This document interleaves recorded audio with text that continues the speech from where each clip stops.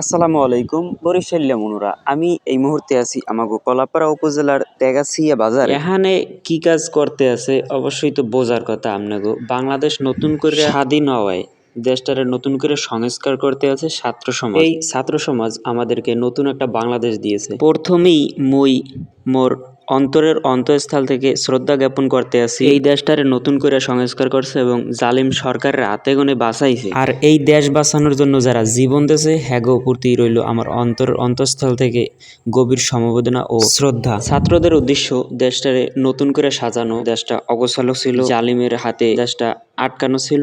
তো আমরা যে যেখানে আছি, যে যার জায়গা থেকে যদি এইভাবে দেশটারে একটু সংস্কার করি, তাহলে আশা করি দেশটা আবার নতুন রূপে ফিরে আসবে। আর এই কাজের জন্য সকলের সহযোগিতা দরকার। নিজের মনে করে যদি দেশকে ভালোবাসেন, অবশ্যই নিজের মনে করে এই কাজগুলো করবেন, তাহলেই দেখবেন দেশটা নতুন রূপে ফিরে আসছে। ছাত্র সমাজ কি না পারে?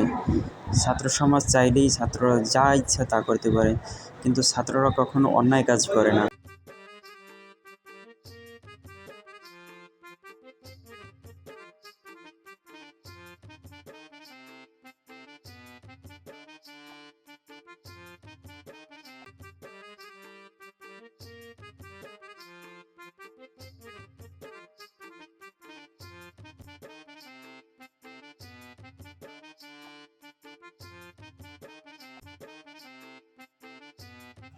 আশা করি আপনাদের সকলের সার্বিক সহযোগিতায় এই দেশ, এই জাতি এগিয়ে যাবে ইনশাআল্লাহ।